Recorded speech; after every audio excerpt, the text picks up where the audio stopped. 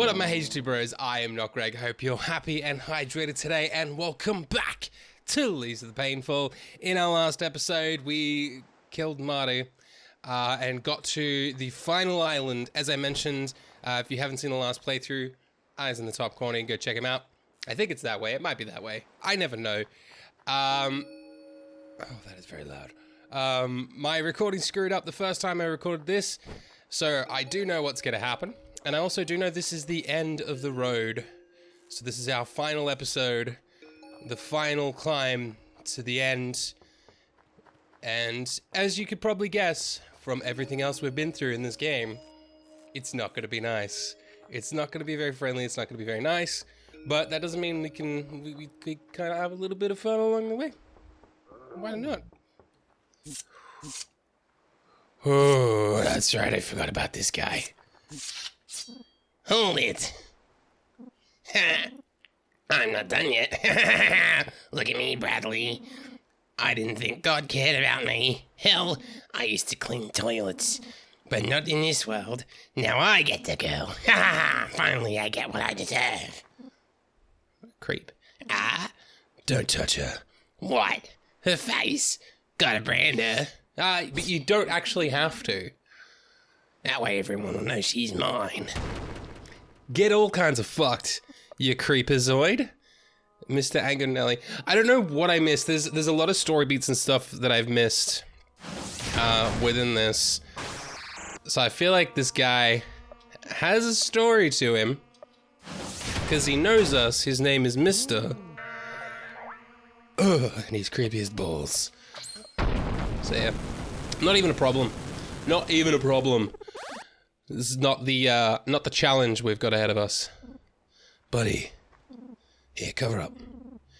Brad gave Buddy his poncho. I don't want this.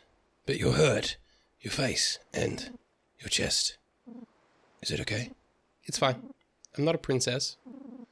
I don't want your help. Why can't you leave me alone? See, that's the thing that broke me the first time. That sentence from Buddy. Why can't you leave me alone? Like, this entire game, we've been trying to find her because we think we need to protect her. But she's actually happy that she's not under this, like, protect, watchful gaze from Brad anymore. She's happy to be free and wandering about this world. Even though she knows what's ahead of her. She knows what could potentially happen to her out here. But to her, that's better than being with Brad. And that's heartbreaking in itself. But, what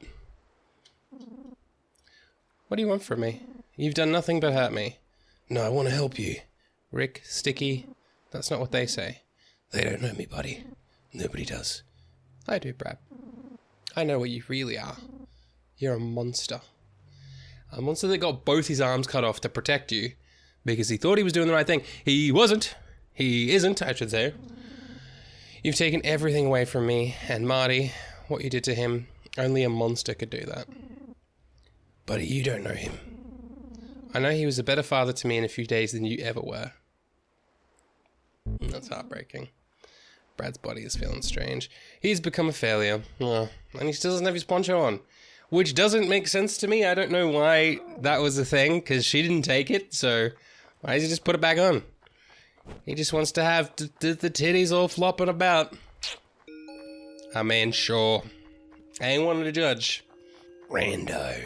Alright, we got lots of rando things here. And we got these generators. Which, if you remember, we loaded up on bottles in the last episode around where Marty was. There was lots of bottles lying around. And that was to help us when we get to here. Was there one up here? No, it's just some rando rations. To help us load up on diesel firebombs, which aren't, like, massively useful. But they're better than not. So I'm gonna make sure I get everything here. Oh god, here we go.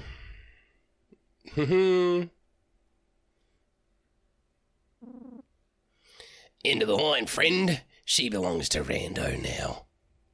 And just a whole wave of dudes. Look at them all.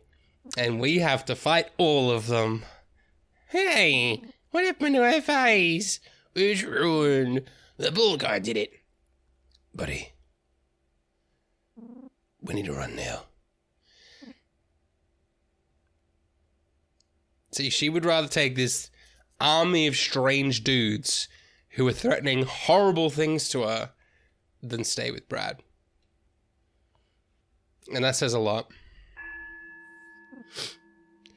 Stop.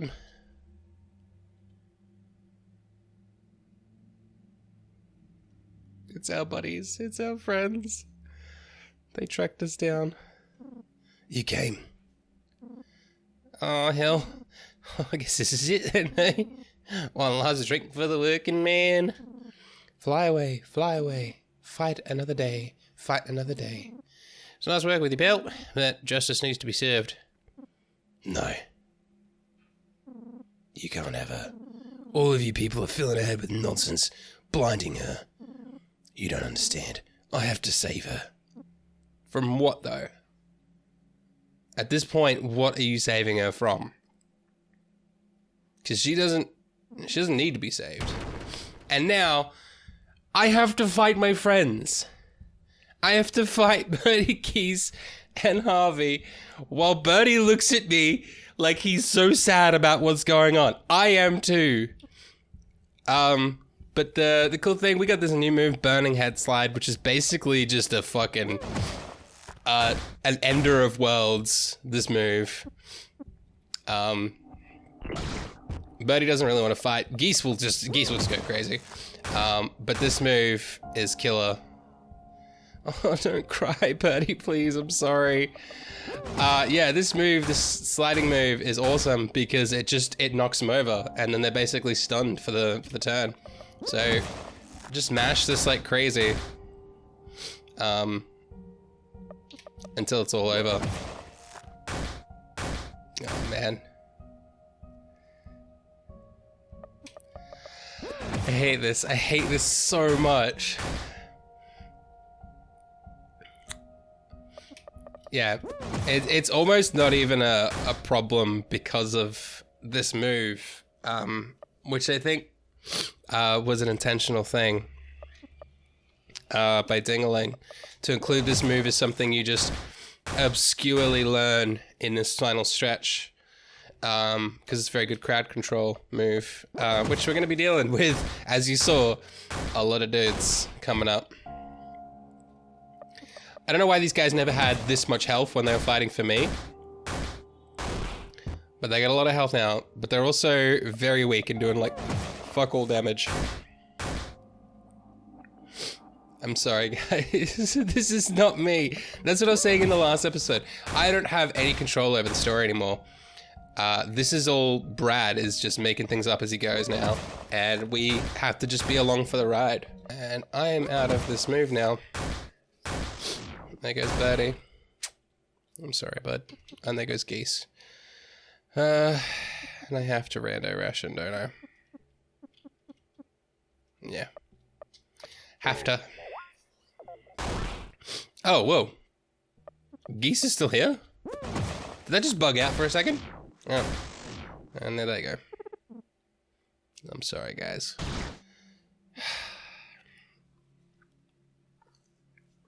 I've done that so many times because the last time, and it still still hurts. Rando, far face, so you don't have to speak. Don't worry, little girl. A face is nothing. The inside, it's what matters. I know you are strong. Rando. He spoke. Oh my god, that's the first time I've ever heard him speak. His voice sounds so weak. I can't believe it. Wait, what about the ball guy? We haven't forgotten. Hey guys.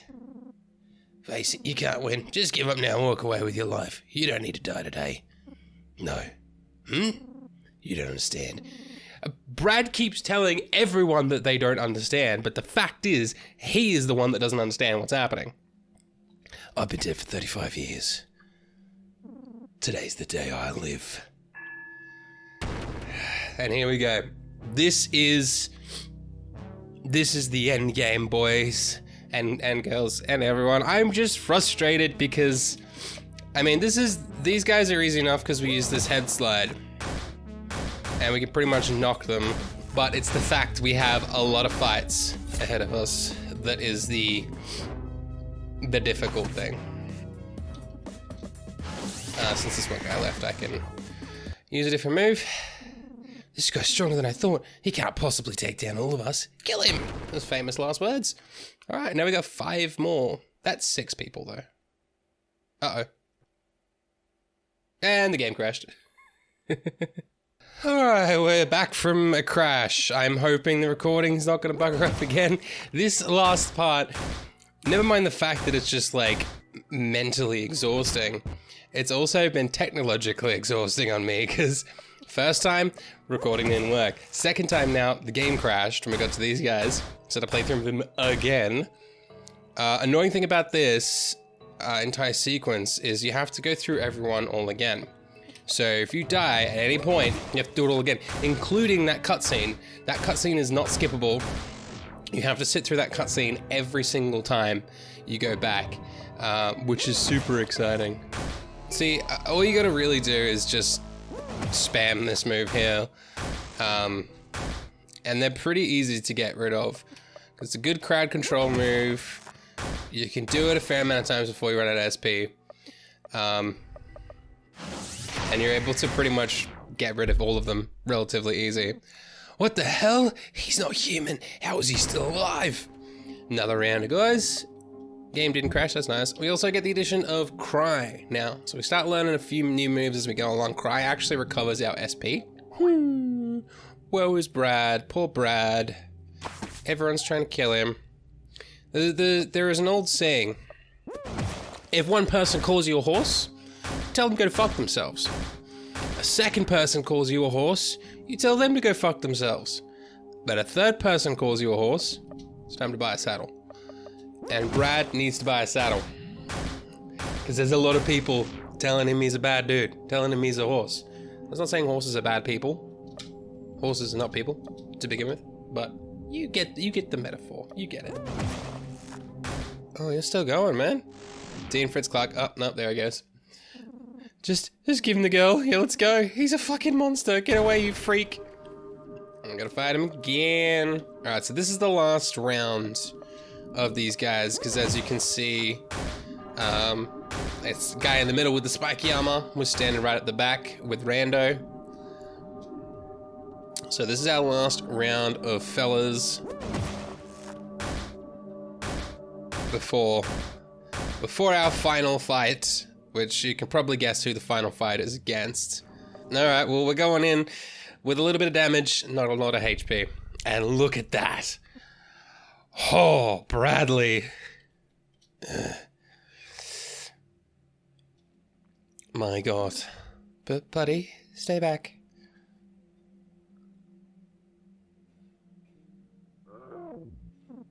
Don't touch her. Master Armstrong. And there's a nice little touch there. Master Armstrong. If you remember in a flashback, Brad is actually a karate teacher or a martial arts instructor in the old days before the collapse of the world or whatever. And Rando appears to have been one of his students, which I think was that little kid that kind of watched that couldn't participate. And Brad said, just come in anyway and just participate. Don't just watch. So I think that's what they're implying, that Rando is that kid. I think that's why we had that flashback. Please, we don't need to fight. She's the future. She's just a kid. And now we're in it with Rando.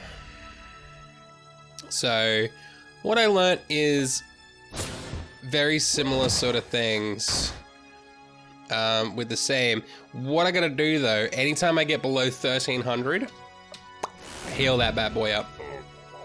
Because Rando is a tough fight. He has some very weak attacks like that one, but then he has one very powerful attack that will just obliterate your health. So you gotta pretty much just keep just keep going. And chipping away. And keeping an eye on that health. Because this is where I fucked up last time. Is I wouldn't keep an eye on my health.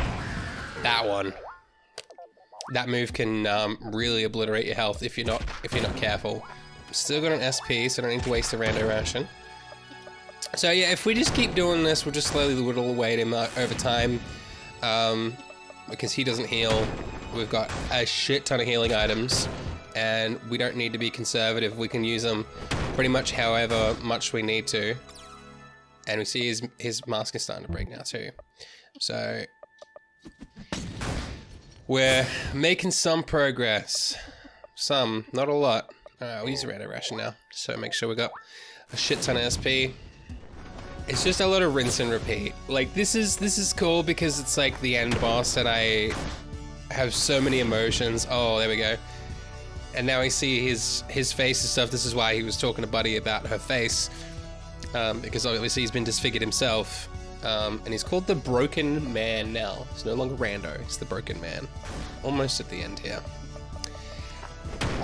Which is just sad, considering if Rando really is that kid that I thought he might be, then this is extra sad because he idolized Brad. He really idolized him. And it's a interesting kind of fight when you look at it that way, because you've got these two like children, not his children, but these two like childlike figures in his life. With this is entirely if Rando is that kid, by the way. If Rando's not that kid, then this doesn't make sense. But he's got these two that he was like a father figure to, and one is trying to protect the other as he just. And this line here, "You really are the best," is what really makes me think that Rando is that kid. Thank you for everything.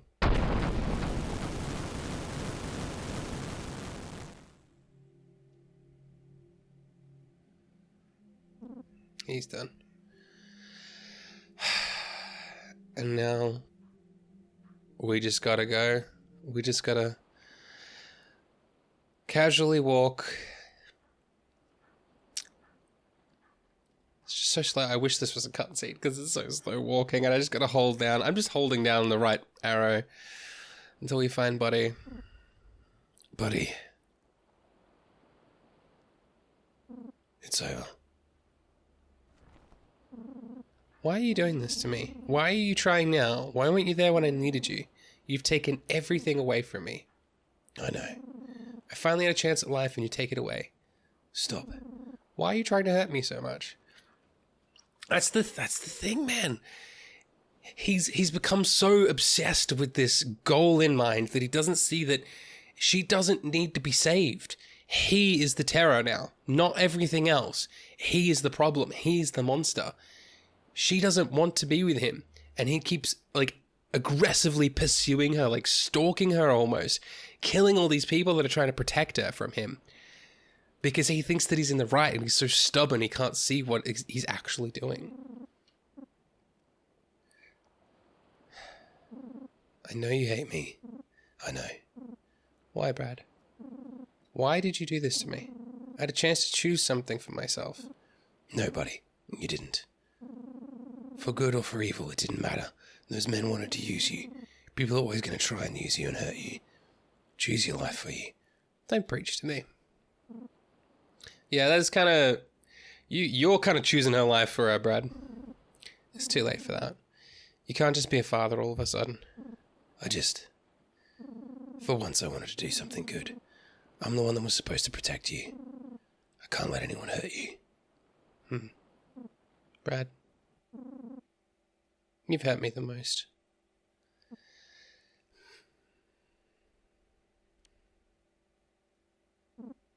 Buddy, can you do something for me? Please. What? Hold me. Why? I want to know what it's like.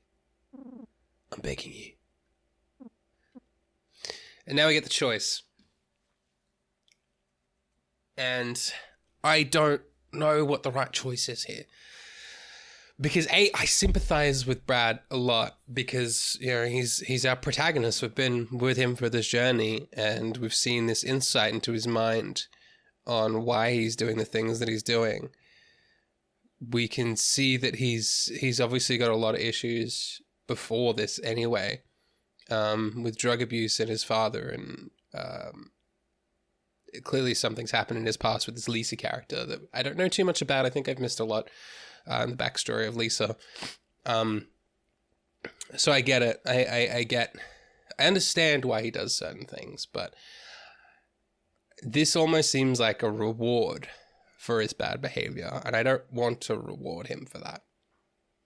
For killing his friends, for killing all these people, killing Rando who seemed to idolize Brad, and going out of his way to do things that hurt Buddy because it's in his mind what he thinks is the right thing to do.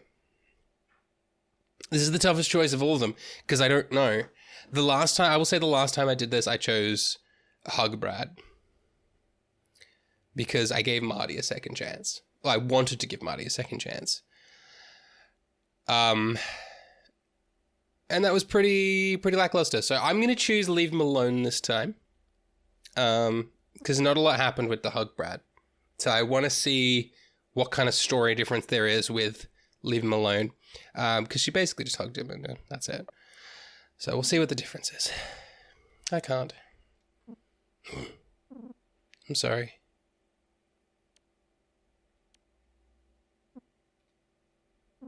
But I loved you. Oh.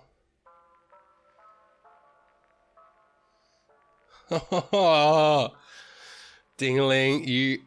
Oh my god. Austin Jorgensen. My god. Phenomenal. Honestly, this game was incredible. Almost everything about this game is just so perfect. And like I heard that going in, I was told like Lisa the Painful, such a great game, you should play it, you know, all this kind of stuff. Oh, I don't like things. Special thanks to Martin Armstrong, killer Brad Armstrong. There's a lot of little hidden things in this credit here. Taster, it's your fault. No, thank you.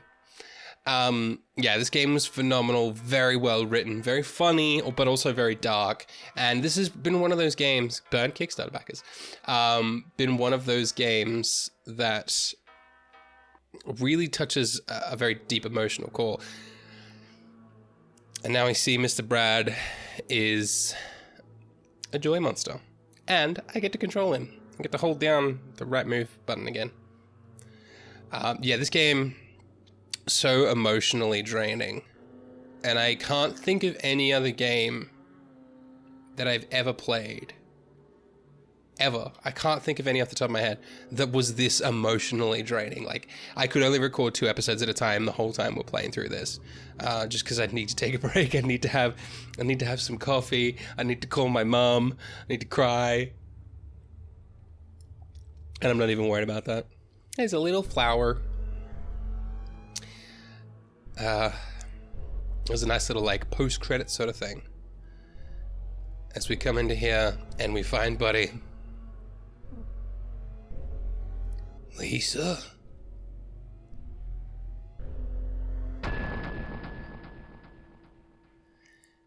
And then, don't know. That's the end of our story. So, yeah, I missed a whole bunch of stuff. I know there is some, I don't want to say, I think it's classified as DLC, but I'm pretty sure they were fan made. So there's Lisa the First, and Lisa the Joyful. So 2 add-ons, I suppose, to this. I believe they were fan made, but they're considered canon. I don't know. Please let me know in the comments if you do know. I am interested to play them. I do want to play them. After a break, though. I need a break from this universe. I need something a bit more upbeat to kind of liven things up around here because there's a bit much.